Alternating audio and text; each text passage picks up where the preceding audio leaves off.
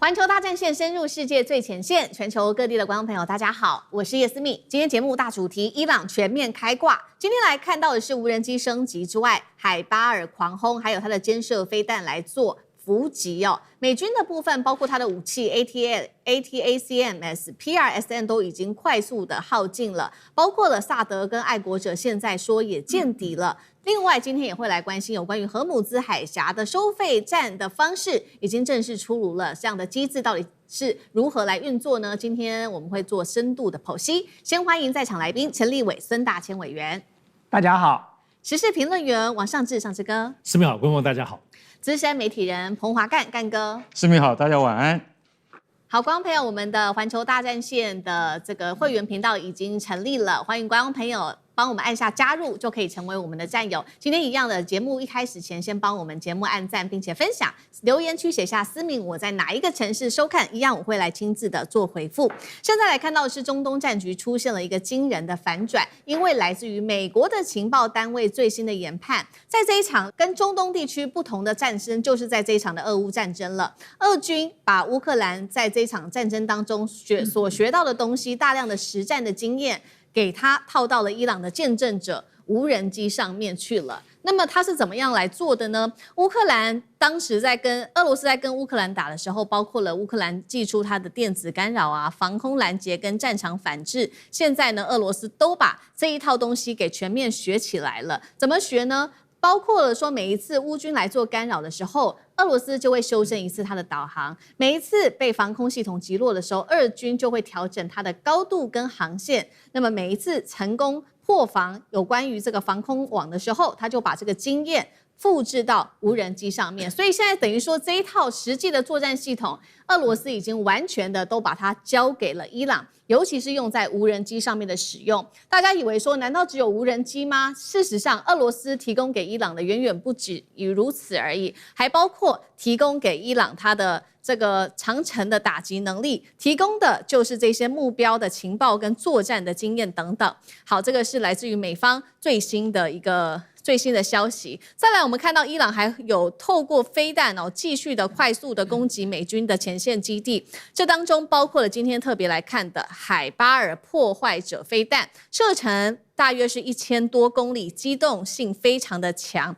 而且它的特點就是它可以利用卡車快速的移動部署發射，美以很難提前鎖定到他們的發射陣地。再來就是它的末端的機動性非常的強，而且非常的快速，是讓美國的防空系統幾乎是沒有辦法把它攔截下來的。最後一個特點就是它的價格非常的低廉。剛剛講的這一切都是伊朗在攻勢上面的一個優勢。現在來看到伊朗在守勢上面又有什麼樣的攻勢？因為呢，伊朗在過去這場戰爭當中，它比較大的弱點就是在它的低空上面的防空系統了。所以它現在怎麼來做補強呢？我們先來看到伊朗這邊跟中國大陸採購了250套，這個叫做前衛12，總價高達了9000萬美元。那麼預計呢，還除了前衛的之外呢，另外一個防空系統還有說，在接下來幾週之內，就會從中國大陸這邊來進400套的中置人攜式的防空武器系統。我們先來看到第一款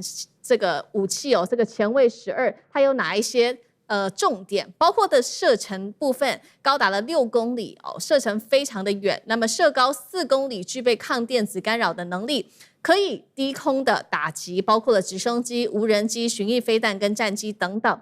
那麼現在美軍最擔心的事情是說，如果它有數百套這種類似的肩射飛彈的話，代表伊朗可以在低空慢慢的部署，把它全部布滿，那麼到時候就會布滿各式的伏擊點在他們的低空的這些空域上面了。另外一方面，烏克蘭看到了現在伊朗的強勢進攻，現在是怕了嗎？我們要來看到最新消息哦，烏克蘭打擊了一艘涉嫌運送俄羅斯跟伊朗的軍事物資的船隻之後，伊朗就說好，沒關係，你敢打是不是？那我就要來做報復了。結果沒有想到烏克蘭立刻是道歉，並且認錯了。好，今天節目一開始先請教委員怎麼看伊朗現在的攻擊端有升級版的，剛剛我們特別提到了這個無人機，有俄羅斯交給他的這個無人機，還有俄方的情報機構，再來這一款海巴爾飛彈。那麼在手勢上面防守的守，則有中國製的這一種肩射飛彈，補足在低空上面它過去的弱點。這些武力對於美軍來說，接下來會構成多大的立體性威脅？委員怎麼看？對，很顯然的，伊朗在過去這20-30年所準備的這個對美國作戰的一些相關的方案跟計劃，在這一次的美以伊戰爭裡頭已經得到了印證了。那麼也看到了這個成功的狀況。那麼伊朗在最早開始的時候，它是用以下式對上式的方法哦，所以你看到伊朗用了很多低階的導彈跟這個大量的廉價無人機。用下式來癱瘓掉了美軍在這個波斯灣當時這個最引以為傲的雷達防空系統，甚至消耗掉大量的防空飛彈哦，所以你就會看到美國現在的這個愛國者飛彈從戰前的2200到2330枚，現在已經快速的減少了65%了，只剩下大概759枚到827枚哦。那這個量已經是少到大概僅只能夠這個維護美國本土跟一些重要的基地了。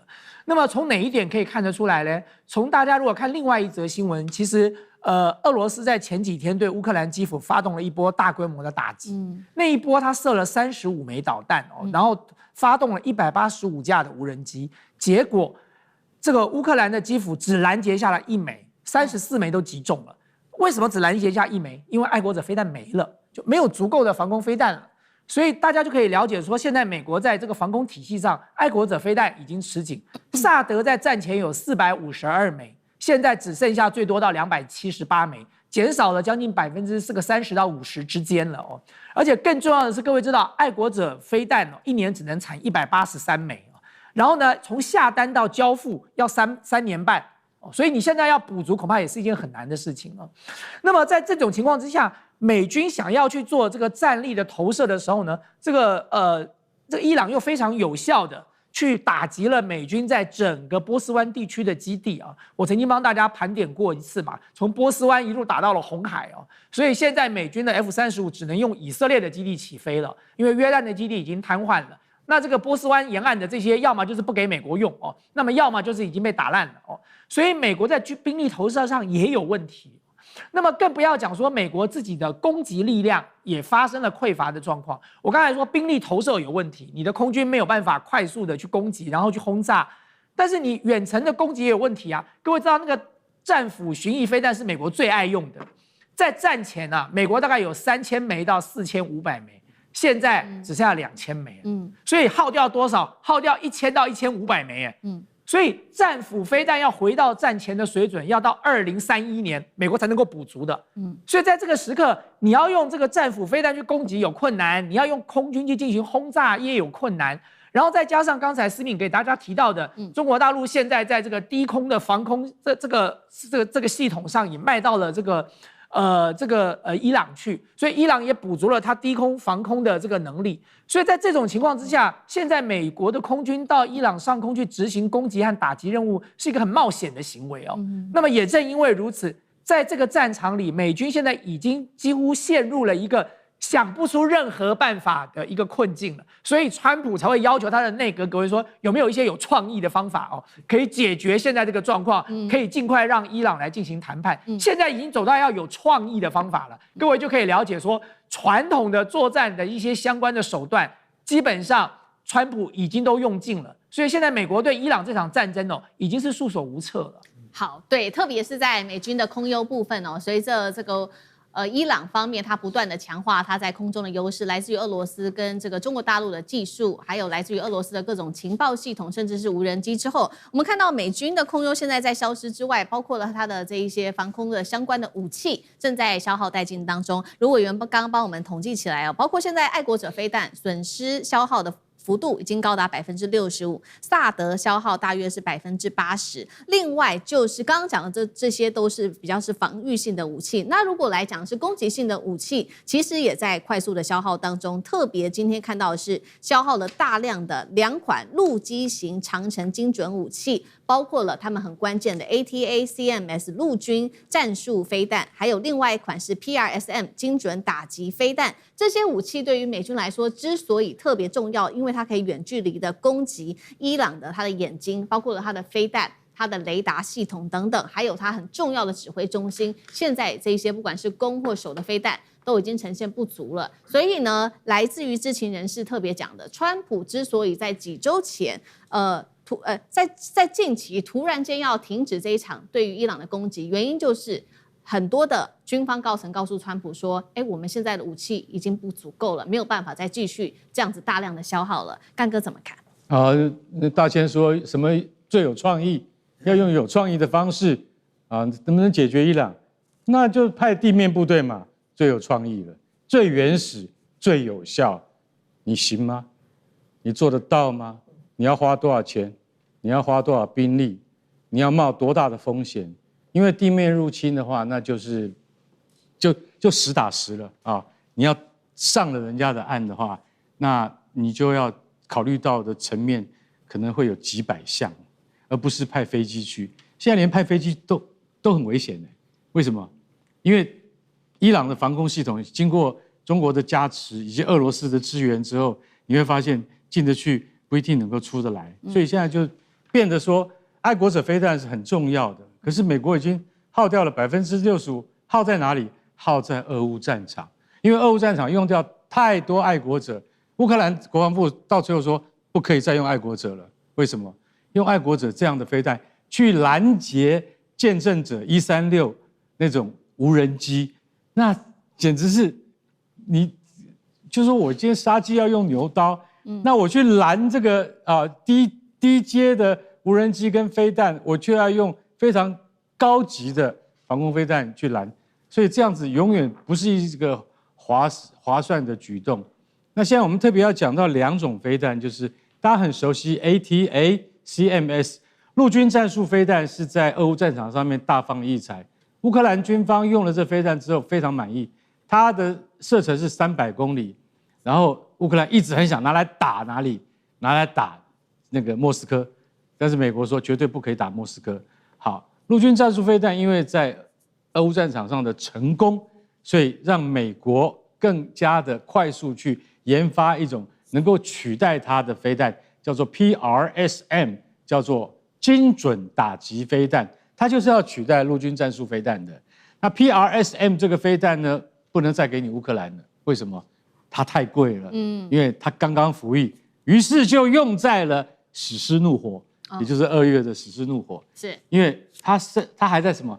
它還在試驗階段，它不是真正成軍，但是後來打下去之後，發現 PRSM 非常好，非常能夠滿足軍方的要求。但是 PRSM 從2021年開始量產到現在，只不過380枚而已。所以你大家要曉得說，怎麼那麼少？因為國防會計年度它有預算的，然後1年只能夠生產100多枚、100多枚、100多枚。那現在突然打掉了多少？快要300枚。所以 PRSM 它甚至才剛剛成軍，它就已經打掉了德黑蘭非常多。據信哈米內伊就是他的那個前領導人，很可能就是被 PRSM 給打死的。所以在這種情況底下，根本就彈藥是不夠了。洛克希德馬丁公司承諾完全要全面擴大生產線，但是實際上是做不來的。為什麼？就算你現在有錢去建廠，但是你沒有人去生產，這些都是環環相扣的問題。所以大家看到這邊為止，你就會發現說，哦，原來美國現在面臨這麼大的問題。那剛剛也有提到，戰斧飛彈，戰斧巡弋飛彈，其實老實講是美國，武器庫裡面最多的，也是最通用，也是數量，就是說最安全的。可是美國的後續生產沒有跟上來，大家就曉得說，你一定要趕快跟上來。這些事情講的都已經超過半年以上，可是川普的政府有沒有真正在做？其實我們都觀察到，沒有真正在做。因為什麼？因為這牽涉到國防法案，然後他要趕快進行彈藥庫的補足的話，其實老實講，要到下一個會計年度，到了下一個會計年度，對不起，伊朗的飛彈更多，中國的飛彈也會更多，這才是重點。好，那在這個之際美國武器庫缺乏之際，是不是等於說伊朗現在更握有談判的空間了呢？尤其是伊朗最在意的荷姆茲海峽的這個談判，目前還是跟阿曼一起來進行協商。那來自於《紐約時報》特別做的報道說，預估呢接下來很快的60天之內就會有一個新的協商的方案了。那現在根據了解，接下來伊朗可能會對這個船舶收取所謂的服務費。那伊朗還說呢，接下來這個服務費的收取船舶費用是我跟阿曼去分的，而且是5-5分。那你美國呢是完全的排除在外，非常的諷刺。國際危機組織伊朗計劃主任他這樣說，他說如果說真的伊朗接下來跟阿曼達成了一個協議之後，德黑蘭的戰略地位將會勝於戰前，那代表美國中東霸主地位已經慢慢的不在了，甚至說大倒退嗎？上次哥怎麼評估？好，這幾天呢，國際油價就迅速的回落到大概81塊美金左右。然後除此之外，黃金也回漲哈。那麼這個狀況都是因為感覺起來，這個消息就是荷姆茲海峽是不是要穩定可以通船的呢？這個消息最早其實是來自於美國財政部長貝森特。那貝森特在接受美國的一個媒體訪問的時候，就問他說荷姆茲会不會開？就貝森特，大家可以去上網去看一下。貝森特說很快就會有一個具體開放的結果。你知道他整個過程結巴巴到一個難以想，然後之後就覺得他那個結巴巴，然後又說不確定等等的。但畢竟還是貝森特話一說，所以剛剛講馬上就油價就下跌了。然後馬上美國當中就有媒體披露說，這個部分伊朗跟美國可能會談到一個60天的自由航行的可能性。現在大概國際間來自於美國方面消息都這麼說。好。但伊朗馬上就說完全沒這回事。現在唯獨在進行的就是他們跟阿曼的談判，但是現在有沒有談判繼續到收錢啊？只是說會有一個新的航道，也就是說現在舊的航道可能會推翻，所以這個新的航道感覺起來他們表示談的有點複雜一點，讓外界不知所由啊。但無論如何，現在看起來的話，伊朗還是想盡辦法要把荷姆茲海峽這個通航權要控制在他跟阿曼，尤其是他自己的手裡。那這個做法就基本上就等於是打了美國總統川普臉，也就是說，這次的美伊戰爭，如果最終荷姆茲海峽是在伊朗的控制手上，美國基本上等於輸掉一半了哦。而且不得不說，這整個過程裡頭可以看到，從伊朗在這次戰爭以來，他是美國打他的，可他在軍事上當中越打越好，各方面的這個打的方式啦，無論炸美國空軍基地、打中東的其他的美國盟國，乃至現在越打越有新武器。軍事當中，這個戰略跟戰術跟武器都很厲害。其實當然厲害的部分就是經濟手段。荷姆茲海峽控制這件事情，過去大家都不知道荷姆茲海峽的嚴重性啊，但這次基本上就讓這個美伊戰爭抓着這個經濟跟能源的命脈，號令全世界的經濟的動盪來一起對抗美國。但我覺得最重要的還是政治手段。我們看這幾天除了這個美伊戰爭的這個零星炮火之外，伊朗在做什麼事呢？他打電話給很多的國家，包括英國、包括烏克蘭、包括保加利亞、阿塞拜然等等。那麼這幾天呢，其實就是包括英國、包括烏克蘭都回話來跟他講說，他們不會介入接下來美國最後川普的這個終極戰爭哦。所以你看看這個政治手段就不止在打仗而已，他用放狠話。你看烏克蘭最後是澤倫斯基跟他道歉呢，而且澤倫斯基也表達說會賠償他們在裡海當中炸了這個伊朗的部分的船。現在要讓澤倫斯基低頭是多不容易的事情，所以你看，伊朗從軍事、經濟乃至於政治、外交穿梭手段，可不只有在戰場上的表現而已。好，謝謝尚志哥。那我們休息一下，馬上回來。觀眾朋友們，我們要開會員頻道啦！因應呢美中、中東還有印太的亂局，你看到的是新聞，我們看到的是背後誰在操控這個世界。加入會員可以取得獨家視角的通行證，你將優先取得更深的觀點判讀，包括了核心真相分析、歷史脈絡拆解、局勢推演邏輯。同時解鎖會員勳章、優先互動權、問題解析、幕後花絮，支持我們制作高品質的影片。點擊下方的加入鍵，一起成為戰友吧！我們會員頻道見。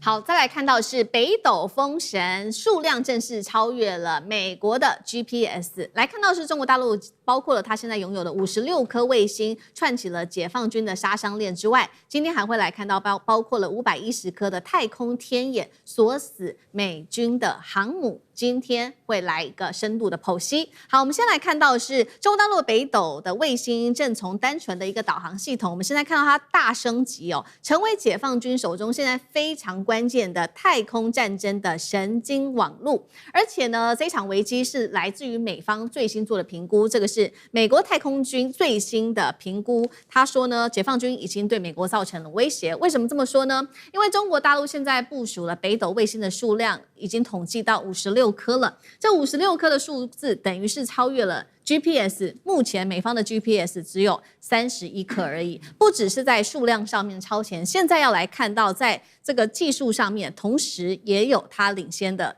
這個跡象可以看到。為什麼這麼說呢？我們看到 GPS 主要靠的是中地球軌道來進行運作，但是北斗衛星它比較彈性，它有3種方法、3種軌道可以協助它進行運作，包括了地球的同步軌道，還有傾斜地球同步軌道，跟我們剛剛特別提到的中地球軌道等等哦，不只是具備全球的覆蓋能力，也更能夠在亞太地區維持更長時間、更高仰角的一個訊號覆蓋。好，這代表是什麼呢？即使部分的衛星在遭受了干擾、攻擊或者是故障的時候，其他的衛星其實是可以繼續來提供服務的。好，這個再來就是美軍更擔心的一件事情了。剛剛我們特別講的是有關於北斗，其實呢，現在美軍更擔心的是，那如果北斗加上中國大陸現有的510顆衛星會怎麼樣呢？因為衛星提供的能力包括它有情報監視、偵察能力，如果結合之後，代表解放軍它可以做到更完善的一個遠程打擊鏈，那麼等於是它的軍事打擊就會變得更加的完善了。它可以用在的時間地點，包括晴天可以用，雲層遮蔽的時候也可以用，甚至呢，你軍艦在航行、戰機起飛，甚至是電磁訊號，只要一發出來的話，都會成為一個偵測到的目標。所以呢，我們來整體綜合一下。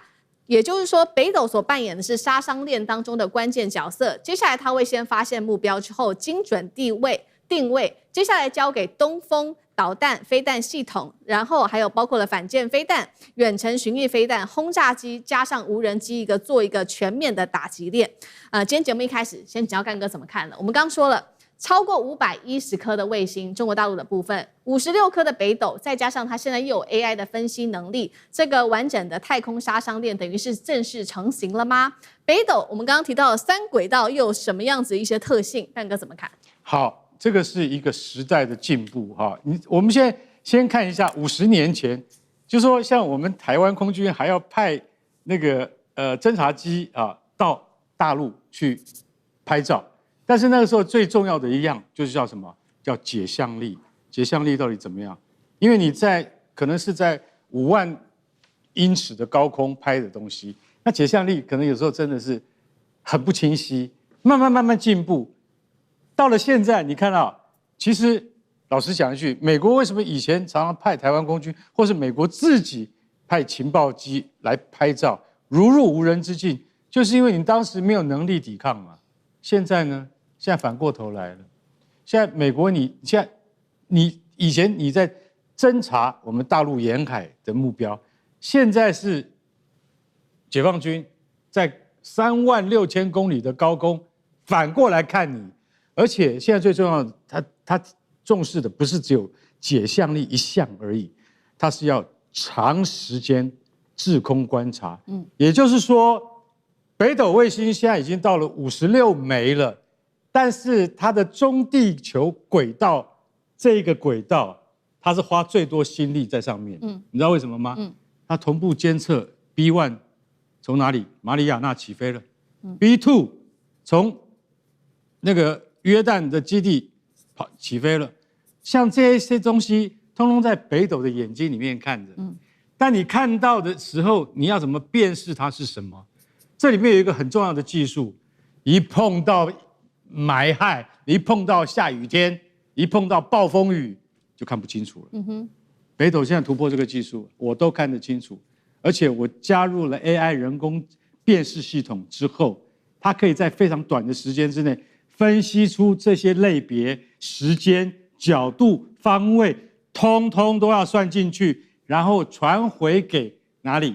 傳回到北京去，告訴地面部隊說哪一個方面軍。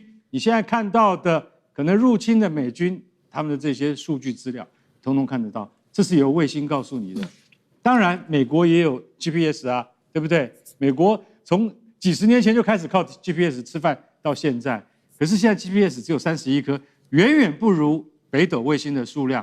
再來講另外一個東西，有多達，我有時候真的覺得很驚人，中國竟然有510枚勤監偵衛星啊，那非常可觀啊。什麼叫勤監偵衛星？情報、監視、偵察，這3樣是 C5ISR 裡面最重要的3項：情報、監視、偵察這3項。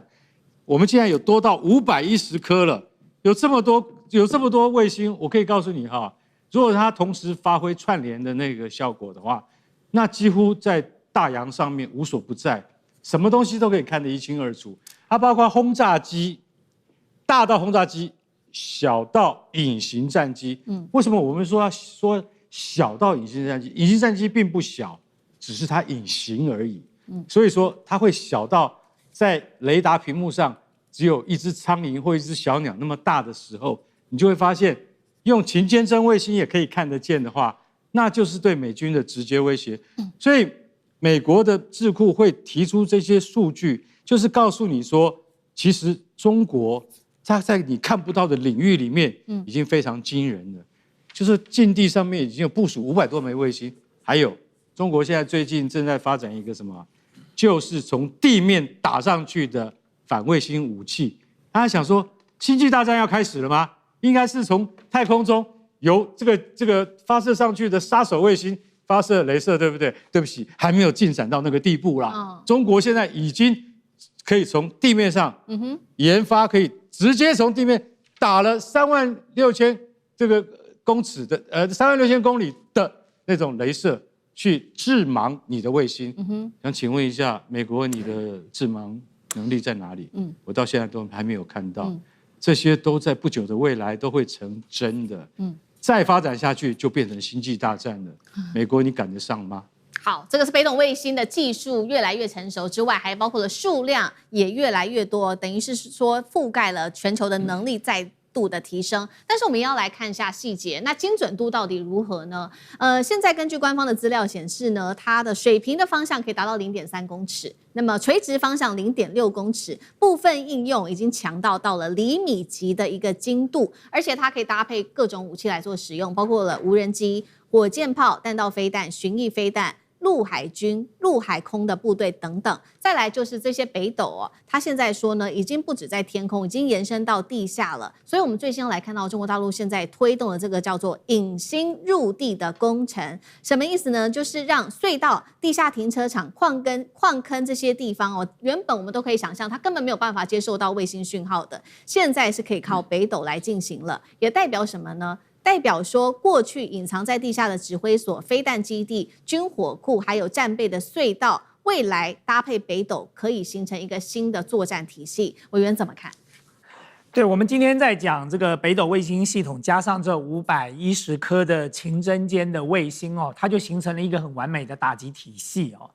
那麼首先幫大家科普一下這個北斗衛星系統哦。現在全世界有4大這個衛星系統哦。第一個大家最熟悉的就是美國的這個 GPS 哦，然後呢這個歐洲有一個，俄羅斯有一個，然後再來就是中國的北斗衛星系統。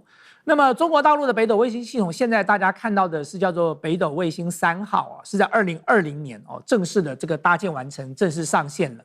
那麼它現在有，就像剛才思明講的，它有覆蓋全球的能力。它在軌衛星目前是數量最高的，它有56顆。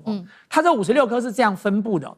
那麼它之所以能夠有全球覆蓋哦，那麼之所以可以擔任這個叫做飛彈的引導大腦的原因，是因為它在這個衛星的部署上是有技巧的。它這56顆裡頭有24顆是部署在中地球軌道哦。所謂中地球軌道，就是這個軌道高度大概是21500公里的高度，然後呢，它自己在進行運轉的這個速度大約是地球自轉的2倍，所以呢，它在地球上空繞行一圈大概要花12小時到13小時，哦，就一天它大概會繞2遍哦。這個目前為止有24顆衛星是部署在所謂的中地球軌道上，就是我們看到的 MEO 哦。然後第二個呢，它還有部署了這個衛星在哪裡呢？叫做地球靜止軌道。它不是真的靜止在空中啊，是它運轉的速度跟地球自轉的速度是一樣的。所以你抬頭看起來，它好像就靜止在那裡不動的。那這個所謂地球靜止軌道，它是為了部署在哪裡？是部署在印太地區。所以呢，在赤道的正上方高度大概是35786公里的位置，它部署了這個衛星在那裡。它主要就是要這個捍衛中國大陸自己的這個勢力範圍以及這個印太地區。那麼第三種軌道叫做傾斜地球同步軌道。那這個軌道呢，它的高度一樣是在35786公里的位置，可它之所以叫做傾斜，是因為它跟赤道有55度的斜角，所以呢，它運轉的這個速度大概是24小時，一天轉一圈。但是因為它有一個斜角，所以你在地面上往上看你看到那個衛星真的運作管道好像就是寫一個數字的8一樣就是這個一天都要繞行一次。那麼這3種不同軌道所部署成的北斗衛星系統呢，它這個最主要的原因，它就可以解決掉很多在都市啊、在山區的死角，這些問題都可以解決了。因為大家可以知道，它除了這個同步的同樣的高度這個中地球軌道之外，它還有固定的这個位置做監控，然後它還有包含傾斜角度，去破解很多原本看不到的死角。那麼因此大家都說北斗衛星系統如果一旦進入做戰爭形態，它就可以變成飛彈的引導大腦。它只要接受到這個要打擊目標的位置，它就可以很精準的引導飛彈打到那裡。那麼誰來掌握這個敵方目標的位置呢？就是我剛才講到的。扮演千里眼的角色啊，就是那510顆的情真間衛星啊。這情真間衛星它有這個叫多維度的感測，就它可以通過各式各樣的這個感測的方式去進行偵測。同時，就像幹哥講的，它可以全天候的監控，所以你晚上也可以，台風天也可以，霧霾也可以，它一樣可以穿破雲層，穿過這個黑暗然後第三，最重要的是因為它引進了 AI 判讀，所以它 AI 判讀的能力很強。因此這2個合體之後就回到我剛才講的情真間衛星系統，這510顆就扮演了千里眼。它幹嘛？它用來發現，它用來定位，它用來追蹤。它把資訊傳到了北斗衛星系統之後，北斗衛星系統就擔任大腦，它去引導飛彈去做什麼？去導航、去鎖定，然後摧毀。所以這就是大家看到現在這個中國大陸這個軍方在採用的北斗衛星系統，加上這510顆情真間系統所聯合在一起造成的一個非常強大而且有力的這個監控打擊的系統這也是美國的媒體最近不斷的在呼籲說，美國政府應該要高度警覺最主要的原因，因為能力太強大了。好，所以有了中國大陸的衛星加北斗，再加上武器，形成了一個新的一個作戰系統，成為中國大陸現在非常新的一個作戰的體系。那我們也來回顧一下，為什麼當初這個中國大陸會突然間要研發北斗呢？其實回顧一下歷史，是當年發生的這個銀河號事件在1993年的時候，美國曾經指控中國的銀河號貨輪，它當時運送化學的原料，所以呢，他就把大陸當時所使用的 GPS 給關掉了。結果這個貨輪就在海上受困了33天。所以中國大陸決定了說，接下來我們真的不能再靠 GPS 了，應該要自己好好的來研發北斗。也因此，我們現在看到就有了北斗。那麼現在已經在全球有140個國家跟地區在使用了，總產值超過了6200億。上次哥怎麼看？接下來是完全2套不一樣的系統嗎？ GPS 跟北斗。我想 GPS 當然因為時間非常非常長，在歐美啊所有的部分應用，所以它的生態這個科技應用生態其實是非常非常廣的。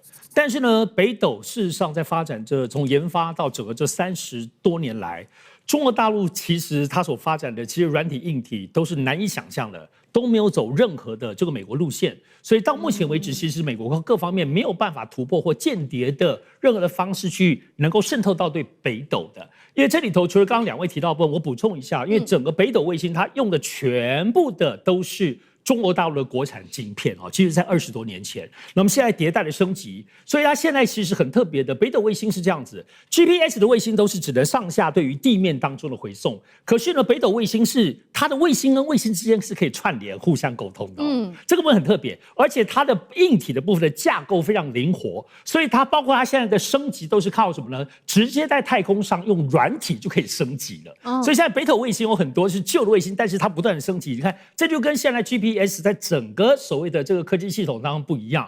那現在新的這個北斗的4號的未來，據說江湖傳說可能會把中國大陸研的量子技術、傳輸技術會應用上去，所以這個都很令人期待。不過我覺得最重要的是民用的東西，當然中國大陸或現在因為它在亞太地區已經有超過50%的國家已經都開始已經用北斗越來越多，但大家最矚目的還是軍事應用哦。我想大家想想，我們現在最熟悉的以中國大陸來講，第一個無人機，無人機的風行，無人機是靠什麼？就是北斗啊，特別是當你幾千幾萬架無人機的時候，導彈呢，東風導彈等等這些呢，就是無人機啊，對，就是北斗啊。而且現在聯合跟跨軍種的各式各樣的，從演習到作戰，大家各自的位置，大家要做什麼呢？而且中國大陸現在在這個所謂的體系化作戰裡頭，強調的都不是我跟你纏鬥，我遠遠的把你擊落下來，就是所謂這個 A 射B 導，就是說這裡頭都是靠北斗。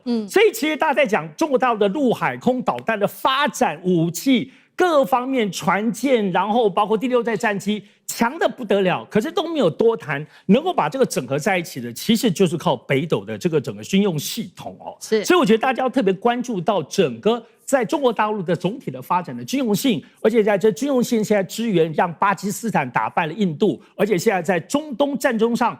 江湖傳說，伊朗現在能夠可以把美國軍事基地打得這麼精準，背後說不定是透過俄羅斯，但是還是拿到北斗當中的相關的資料，不知道。但是這裡頭其實都可以感受得到，現在北斗衛星所發展出來的嚴重性跟影響性，難怪美國現在非常非常的擔憂。好，謝謝尚志哥。那我們休息一下，馬上回來。觀眾朋友們，我們要開會員頻道啦！因應呢美中、中東還有印太的亂局，你看到的是新聞，我們看到的是背後誰在操控這個世界。加入會員可以取得獨家視角的通行證，你將優先取得更深的觀點判讀，包括了核心真相分析、歷史脈絡拆解、局勢推演邏輯。同時解鎖會員勳章、優先互動權、問題解析、幕後花絮，支持我們制作高品質的影片。點擊下方的加入鍵，一起成為戰友吧！我們會員頻道見。日本70年的軍工巨獸復活嗎？今天特別來看到，因為高市高喊着抗中大擴軍，現在呢推升了最新在過去這一年3家。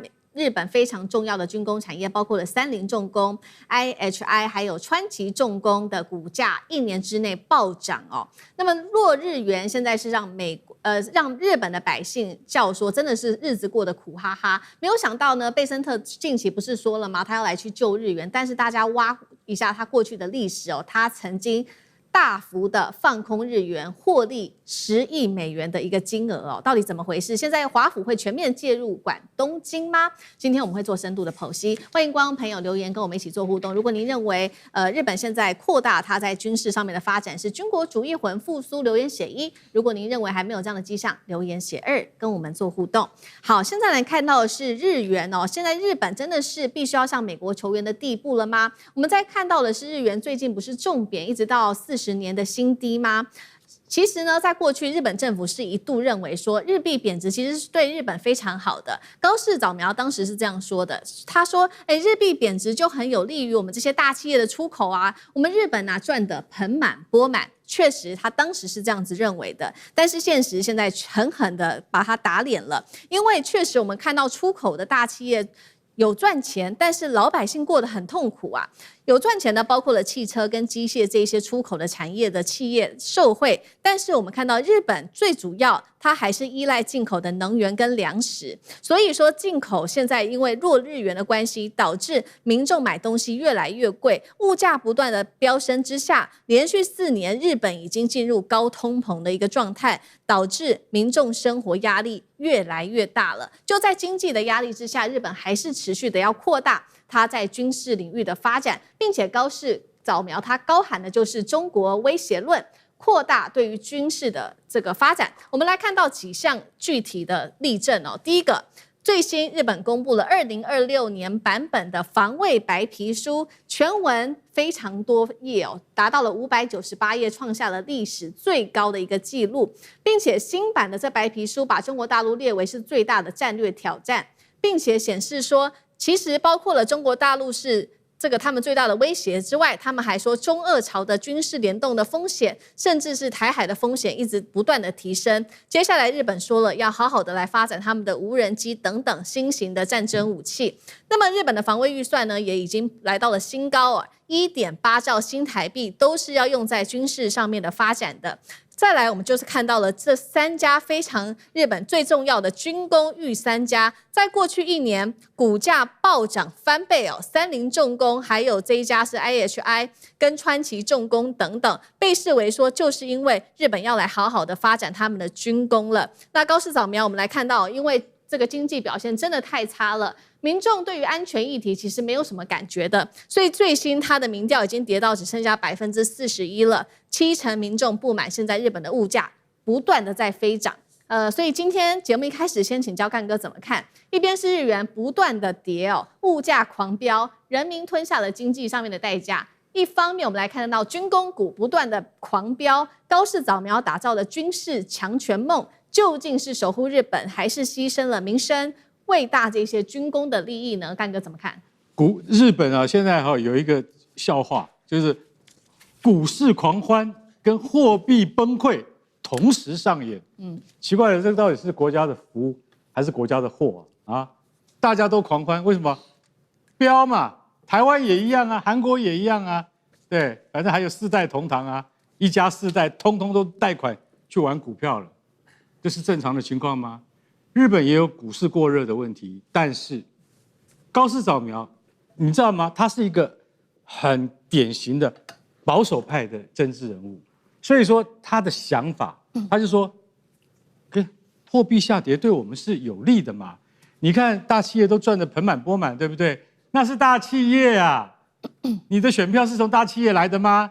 民主國家你要想到，你的票是從老百姓的手上出來的，但是他眼睛裡面，他只有什麼大企業，所以說他讓股市他讓匯市，讓市場去決定。我老實講一句，他就是刻意在壓低日元的幣值。那日元已經跌到40年來最低了，通貨膨脹連4年來都超過2%，這很嚴重哎。這些我們都丟着不講。好，小泉進次郎防衛大臣剛剛最新出版2026年日本防衛白皮書，第1章一打開，揭除日本將來6年防衛計劃的目的是要怎麼樣因應中國在東海和南海的擴張。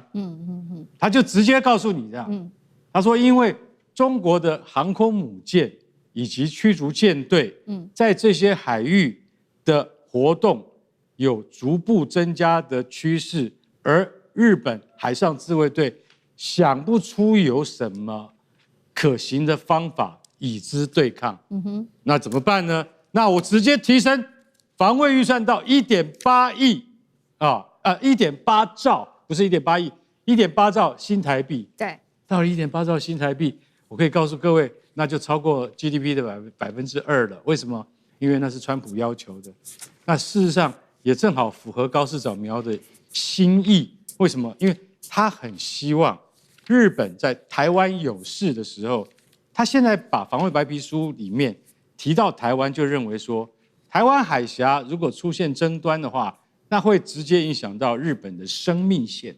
所以說，你要把它等同於日本就遭遇到生死交關了。他現在已經越來越明白，就是說我要介入。可是我要怎麼介入呢？我要介入的話，那當然還是要我們這些大企業的支持。什麼叫大企業？川崎重工，日本第1品牌；三菱重工不用講了，會做飛機也會做汽車；石川島薄膜重工，從2次大戰就最有名的做飛機引擎跟潛艇引擎，它甚至可以生產一艘真正的核子潛艇給你看。這是日本真正的大企業。而且這些企業所造出來的軍武品質，都一向是在世界的前列。大家聽過最上級的這個護衛艦嗎？最上級的護衛艦不但澳洲要買，印度要買，台灣也要買，誰的？三菱重工。所以現在我跟你講，防衛白皮書寫得很簡單，也就是說，在未來幾年之內，日本面臨前所未有的戰略性挑戰的時候，在這種情況之下，我們一定要擴大國防預算。問題是日元一再探底的結果，現在$1已經兌到多少日元了？163.99日元了。這樣子對於老百姓的生活直接影響油價，好不好？食品價格一定掉不下來。為什麼？因為這就是民生必須嘛。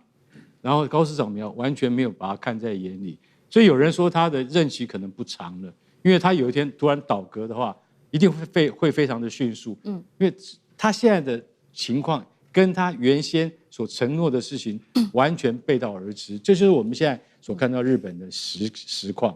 好，這個是日本現在面臨的，不管是經濟上面，或者是來自於老百姓政治上面的雙重壓力。那日本最好的朋友，也就是他們最重要的盟國美國，現在罕見說我要出手了。這一位是美國財長貝森特，他公開表示，因為日元近期不是貶到40年新低嗎？他說呢，接下來我要跟日本一起來穩定日元市場，所以呢，被發現他這邊在本子上面寫了說要買進500到100億美元的日幣。但是有一件事情很諷刺，就是今天外媒所做的報道，他說对貝森特現在說他要救日元，但是被挖出來他過去的歷史哦，他曾經在索羅斯基金操盤期間大舉的放空日元，當時啊貝森特這邊的操作下獲利高達了10億美元，等於說他現在的角色從過去大放空日元到現在成為了拯救日幣的英雄嗎？好，再來不只是貝森特，他這個操作的方式是不是跟美國政府也有點像呢？凡事都是以自己的利益為出發，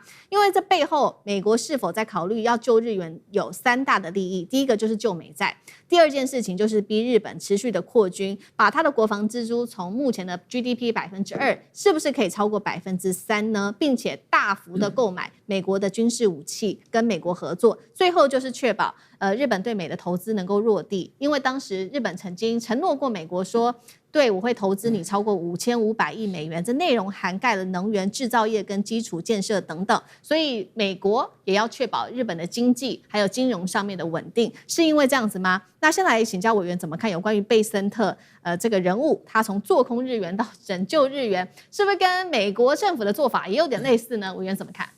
我先幫大家介紹一下索羅斯的這個基金公司哦，就是索羅斯基金管理公司，它其實在過去這個國際金融市場上是惡名昭彰的哦，就長期以來它就是專門扮演這個空頭的禿鷹，它狙擊過英鎊，狙擊過泰銖，狙擊過印尼盾，造成過韓國的當年的亞洲金融風暴，通通都是索羅斯這個基金管理公司的這個一手操作出來的哦。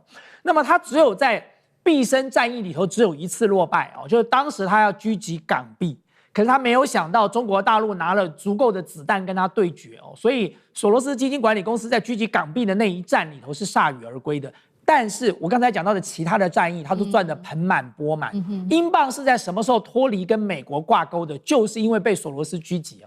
1992年，索羅斯基金管理公司這個結合了他自己本身只出了10億美元哦，然後他結合了2個政策哦，一個叫做外匯遠期合約，另外一個他跟銀行簽了足夠的信用額度，他一口氣把當時的10億美元放大槓桿到100億，放大了10倍哦。誰在操作的？核心成員就是貝森特啊。貝森特1991年到2000年就在索羅斯基金管理公司工作，當時狙擊英鎊就有貝森特的影子在裡頭。貝森特是操盤手之一耶。然後貝森特後來離開了之後，再回到這個索羅斯基金管理公司的時候是2011年到2015年了哦。所以你說貝森特現在跑來救日元，為什麼大家覺得這麼好笑？就是因為你本來就是一個國際金融市場的禿鷹，你專門就幹這種事情，然後你現在居然要扮好人，說你要去救別人。那你說美國為什麼要救日本？他當然是為了自己啊。美國要救日本，其實最主要的原因，剛才思明講了有3個，但是美國這個自私的這種心態啊，他真正最主要要考量的是他的美債，因為如果他今天不出來救日本，日本自己要來，日銀要自己進場來護盤，日銀會怎麼做？日銀手上的美元不夠，他必須要賣美債，他要賣美債，拿美元買日幣進場護盤。所以你看到了日本大概當時是在7月30號吧，他那個時候日銀投進了528億的美金護盤，然後到了7月31號，他再投340億美金護盤。大家想一想哦，如果日銀自己單幹這件事情，他就只有一直賣美債，一直賣美債，一直賣美債，會造成什麼結果？市場上的美債的供應量太多了，於是美債的殖利率就飆升了，這對美國來說才是最嚴重的打擊。所以你說貝森特跟美國很好心說我來救日本嗎？他也沒救。你知道他用什麼方法救嗎？他用了一個根本自己1毛錢都不用出的方法去救了。大家知道，在當時疫情期間哦，美國的聯準會定了一個機制，叫做 FEMA。這個機制是什麼呢？他的意思就是說，如果你這個國家你有美債存在我聯準會的紐約銀行，你有美債壓在我這裡，我就讓你借，就你臨時需要掉頭寸的時候，我讓你借，最多借600億美元，7天，我時間給你7天，讓你掉頭寸，讓你在短時間之內不至於有这個資金短缺的問題。當然，最主要他會做這個想法，是因為他怕他們去賣美債嘛，所以你就跟我借就好啦，幹嘛賣美債呢？你美債可以繼續留在我這裡啊，可是這7天呢，他還是收利息的。它的利息比市場上的付買回機制的這個利息還要高的，所以他不是做大善人的，他不是做慈善事業的，他還是有賺人家的利息一手。他今天是用同樣的方法在救日元，他跟日本講，反正你有美債壓在我這，那你跟我借好了。所以你想想看，本來日本人政府去賣美債，他也不用付利息，他就賣美債就好了。他現在不得已啊，他現在是要跟 FEMA 機制來借錢，然後最後還要付利息啊。所以你說美國到底真的幫了日本什麼？我實在完全看不出來，他所做的一切都是為了他自己而已啊。但是今天美國投進來的子彈夠不夠？各位知道日本的匯率，日本的這個外匯市場一天的交易額是1.3兆美金，1.3兆美金的額度在裡頭。那你拿個300億、500億、800億、1000億。這杯水車薪你要拉得起來很難的。雖然現在人家說，哎呦，現在看起來好像有效果了。廢話，市場有預期心理啊。大家都知道，你美國跟日本現在要救，誰會在這個時候進場呢？而且現在有很多人開始回補了。我當時低價買的日幣，我現在高價把它賣掉，我賺你一手啊！我在等着下一次再進場。現在大家在等什麼？在等你美國跟日本的子彈用完嘛。因為很顯然的，你手上沒有無窮無盡的子彈可以用啊。當這個子彈一旦用完了，日元又馬上會急轉直下，所以你們就看到它最快就拉到155，然後現在在157、159不斷的震盪。為什麼？就是因為後繼無力了。用這種方法去拉抬日元根本是不可能的。不解決日本跟美國基本利率的這個差距1%跟3.5%到3.75%的這種差距，這個問題不解決，套利交易會永遠存在的。好，那上這個又怎麼看呢？我想這次其實都知道了，其實到底這次美日聯手花了多少錢？其實有統計出來，在這一波的這個7月30號、30號這2天當中，日本拿出了870億美金，那麼美國大概拿出了大概100億美金左右。如同剛剛其實大天講得很清楚所以他就不要讓日本當中賣掉美債，因為之前要知道，今年4月、5月的時候，日本已經干預一波，後來沒有用。當時日本拿出多少？736億美金。在4月、5月之後2波來介入，結果介入當中有一點點作用，可立刻又沒有了。而這個當中，他當時4月、5月就是賣美債所以這裡就美國不會讓他再賣美債了。而且，其實美國為什麼還是要介入因為現在日元的波動開始影響全球的部分，包括美國包括華爾街股市。要知道，現在美國股市當中，科技 AI 類股是整個美國華爾街股市在85%的動能是靠着 AI 類股。如果這當中產生了這個資本當中日元跟美元當中流動的這個影響的話，其實對美國的現在維持的這個經濟狀況來講，所以這個穩定性，我覺得貝森特難怪要出手。而且我們看這個，其實美國出手當中還是有點賊，而且我覺得大家要注意幾個角度。首先，第一個部分是貝森特就是讓路透社拍到，我们看拍到他那個時候 to do， 他後面就是有50到100億，然後要買日元。你知道這個東西，大家就知道你根本就故意的嘛。因為當你故意的時候，就會讓那些預期性的投資套現的部分，哎呦，美國要介入了，所以大家會開始有點收手，他就省了很多錢了，你知道，就自動了。第二個部分，其實這一次很特殊，它是賣歐元換美元之後再來救日元，所以其實上當中沒有動到任何，這個蠻聰明的這是超過外界預期。結果但是而且這裡頭還有一個很微妙的地方這裡這不是美國財政部出手，是財政部讓 FED 聯準會出手，所以這裡頭有個微妙的地方，說財政部跟現在聯準會怎麼會這麼緊密啊？大家為什麼會這麼迅速、快速的就來幫日本呢？所以我認為再來我們要注意一件事情是，這次開始美日救了。如同剛剛大千講的，我認為沒什麼用。其實現在馬上155到20，那馬上就這2天回到157點了。所以其實大家還是看是不是投機的力量還是很大。但是我覺得要特別關注中美國跟日本這個緊密度。我覺得你知道錢袋子這件事情，而且為什麼在這個時候救？還是很微妙的，所以這裡頭其實美日之間的緊密關係，包括軍事，包括等等的中日的這一些中國跟日本現在這些衝突，你看，如果救日本，按照川普的個性，早就大說他是他的功勞，川普都一直保持沉默。現在在對日本很多的這些微妙的地方，川普都有一點疏離。這裡頭是不是背後其實還是美國還是控制着，包括日本的很多的變數以及跟中國之間的關係？這一次的這個救日援，我覺得大家要看深一點，後面這個深層度其實是要值得注意的。好，謝謝尚志哥。那我們休息一下，馬上回來。觀眾朋友們，我們要開會員頻道啦！因應呢美中、中東還有印太的亂局，你看到的是新聞，我們看到的是背後誰在操控這個世界。加入會員可以取得獨家視角的通行證，你將優先取得更深的觀點判讀，包括了核心真相分析、歷史脈絡拆解、局勢推演邏輯。同時解鎖會員勳章、優先互動權、問題解析、幕後花絮，支持我們制作高品質的影片。點擊下方的加入鍵，一起成為戰友吧！我們會員頻道見。好，怎麼回事呢？總統貼文現在也能賣錢了，一句貼文現在標價來到了10萬美元。華爾街現在花錢就可以搶先知道川普要說什麼政策，白宮難道變成了市場華爾街的提款機嗎？好，我們來做深度剖析。好，我們來看到呢，因為現在川普說了，他要來這個賣東西，賣的是什麼呢？我們看到是他，因為他一直都是被大家叫做商人總統嘛。他這一次說呢，川普旗下的社群平台推出了一個叫做 Truth API，是什麼意思呢？接下來他會向金融機構提供這些即時的服務。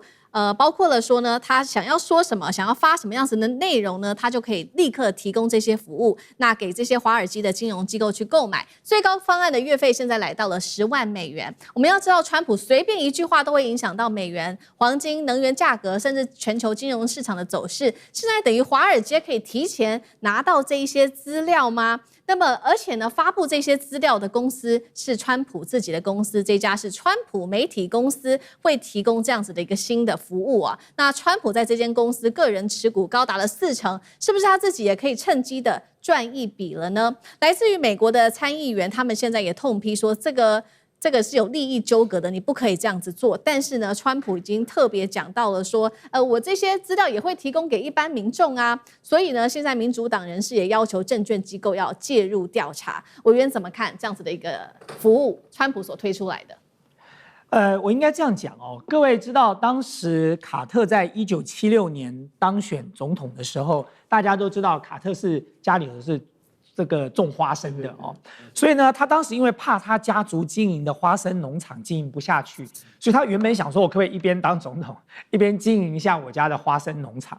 結果就遭受到全國跟國會的強力的反對。反對的理由是什麼呢？他說，總統的職位跟私人的商業利益哦是有衝突的，所以不能夠同時兼顧。後來卡特怎麼做了？後來卡特是從善如流，雖然他很心疼他的家族的這個花生農场，他最後把他做了一個盲目的信託。然後後來到他卸任之後，他再回去經營農場，再把那個農場給賣了。這是卡特你看卡特當時是怎麼做的？你再看看現在川普是怎麼做的，這中間差太多了吧？那麼我要跟各位講說，為什麼大家會覺得說，當然你說今天川普的這個 Truth Social， 他可能會說，這我是一個商業行為。但是我要跟各位講一件事情，大家就知道這個問題有多大哦。現在在美國的華爾街的金融界在做的交易都叫做高頻交易。什麼叫做高頻交易哦？它有一個特點，它的交易速度非常快，多快？快到你無法想象，1000分之1秒、100萬分之1秒哦，毫秒甚至微秒完成一次交易，這叫做高頻交易。一天可以交易成千上萬次，然後在交易的過程當中，它是靠什麼獲利的？因為它速度很快。他靠的很微小的價差，他從中得利，因為量很大嘛，所以我一單賺一點點，可是我的量太大了，那我高頻不斷的在 run 哦，那我就賺錢了，而且最重要的是，絕對不是人幹的嘛，所以它不會是人工操作的，它是用電腦演算法在做的。好，這是高頻交易。那我要跟各位講，高頻交易的交易策略是什麼？第一個，市場莊家，這個我就不用多說了，就是你又當買家，你又當賣家，你開賣出價，你再開買出價，然後你中間賺差價。第二個叫做套利，套利就是我剛才講的，每一個交易所的金融商品的價格在很短的時間之內，它會有差距的。所以你在抓到了那個 moment 之後，你用低價買高價賣，低價買高價賣，你就賺了那個利差了，這叫做套利。那第三個是這件事情今天最嚴重的事情，叫做事件驅動。什麼叫做事件驅動呢？就是因為它可以用演算法在幾毫秒之內，它就把剛剛收到的這種重要的訊息開始解讀，然後解讀完資訊之後就立刻下決策。所以在一般的投資人都還沒有來得及反應過來的情況之下，他就先動手了。所以這種就是坑殺散戶了。所以這種做法就是屬於一種不公平的掠奪了，就是所謂的掠奪散戶不公平的競爭模式，因為資訊取得的這個速度不一樣啊，所以大家現在就了解了為什麼今天對於川普做這件事，外界有這麼大的意見。關鍵就在這個點，就是因為你是美國總統，你所宣布的一些內容，你的談話，你的一些策略都很容易被解讀跟帶動市場上的運作。那麼如果今天你讓特定的人是用高價可以比一般的人更早得到這個資訊，或更快得到一個這個資訊的話，那麼對市場上廣大的散戶來說，這真的就是一個不公平的競爭。各位知道現在還沒有川普搞這一招哦，這些所謂做高頻交易的公司都設在哪裡呢？它都設在很重要的機構的隔壁，因為它可以最快得到消息。因為你想想看，重要機構在發訊息的時候，它還是有個時間差，所以呢，你只要在重要機構的金融機構、政府機構的隔壁，你就可以很快的得到消息，你就可以很快的用你的演算法去推算出來，然後很快的就下单。那麼在一般人都還沒有反應過來之前，你就已經布好局了。所以今天如果川普在幹了這件事情，那讓這些所謂高頻交易、這些華爾街的這種金融大頭，大家都用付費，可以比一般人更快取得資訊，那麼當然这個情況就會更嚴重。所以雖然白宮講說，哎呦，再快也不過就快個1分鐘，不要說快1分鐘了，快1毫秒啊，就已經差很多了。好，這個是他最新提出來的，要販售資訊，透過高頻交易哦。現在看起來說，備受關注，就是因為華爾街跟這些金融大頭會最先得利。但是其實現在還有另外一個爭議，是有關於企業的跟白宮之間的利益糾葛。因為最新呢，我們來看到川普推動了一個叫做“自由250”的計劃，目前像美國的20家企業募得了超過5000萬美元哦。捐款企業包括了石油巨擘雪佛龍、TikTok、甲骨文、聯合航空、軍工巨頭 RTX。而且呢，我們來看到這些企業很多都跟政府是高度依賴的，尤其是能源產業。在這一波中東的戰事之下，我們看到雪佛龍它的第2季淨利已經從25億美元暴增到121億美元。埃克森美孚同樣的從71億暴增了2倍到145億左右。這一些利益糾葛，上次哥有怎麼看？好，美國今年建國250週年哈，所以聯邦也就是全美國跟地方各州都有很多的慶祝活動，所以其實，在整個美國的國會，它就推動了一個就是官方的組織，叫做 America 250。好，川普在今年年初知道之後，他覺得聯邦就是國會在搞，那一定有民主黨了，他就不幹，他就要推出一個他自己的 Freedom 250哈。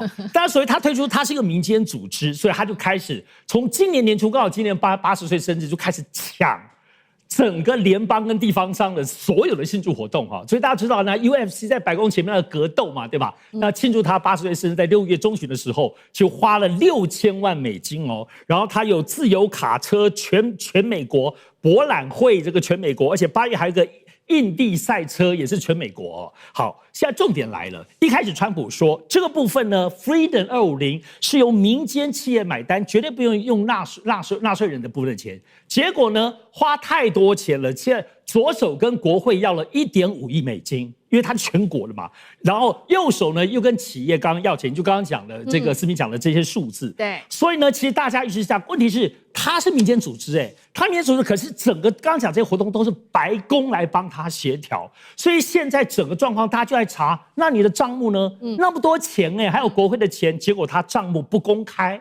然後所有當中的聯邦經費收入也不告訴你怎麼流過去，而且很多結果是是從 America 這個250流到川普這個 Freedom 250，所以現在其實參眾兩院都已經決定要來查這件事情哈，所以這就使得現在包括整個除了保守的共和黨之外，包括中間選民、左派、歷史圈、文化圈，大家都火大的不得了。從今年特別是7月4號這個美國這個建國週年之後開始之後，大家發現越來越嚴重哈，所以川普每次這樣，他硬要生出一朵花，結果都變成豬籠草。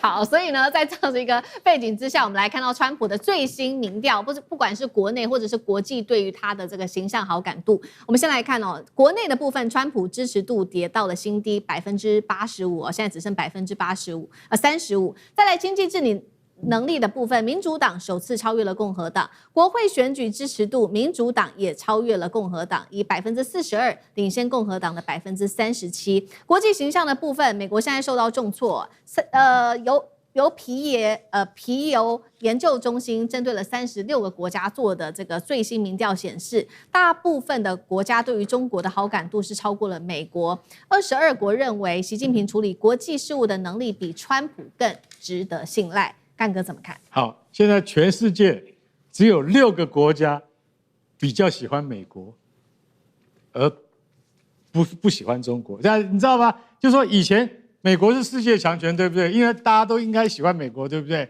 然後不喜歡中國嘛。現在全世界只有6個國家，這是哪6個國家？你用猜都猜得到：日本、以色列啊，然後還有什麼？印度、韓國、菲律賓、波蘭，這些都是你放心。永遠不會背叛美國，那你就要想想看，那歐洲那麼多國家，他都不喜歡美國嗎？是，現在都不喜歡美國，尤其是他的鄰居加拿大，加拿大現在60%喜歡中國，不喜歡美國。墨西哥一個上一個下，墨西哥現在中國企業最多，也不喜歡美國。美國一天到晚收我們關稅，抓我們人民，遣送我們的老百姓，要偷渡的啊，不管是不是毒販，通通趕回來。所以我跟你講，美國的上下鄰居加拿大跟墨西哥都很討厭美國，這樣也就算了。大部分北約組織的國家，皮尤研究中心一去研究，天哪，他們說我們對中國的好感度還是比較好。為什麼？因為中國的企業可以進來我們這邊，讓我們的人民賺錢。美國不是那個關稅壁壘就蓋在那邊，你就先去撞了那個關稅壁壘，你撞得過的話，再來跟美國談交易。這就是現在，而且你知道，皮尤研究中心他的研究發現，都是川普一個人造成的嗎？是不是換了川普會有改變？沒有。他說，如果今天總統不是川普，而換了別人的話，還是不會對美國刻板印象已經到了無法改變的地步。這很重要，為什麼？因為就算是你換了一個總統，你絕對不會想象說換一個總統他能夠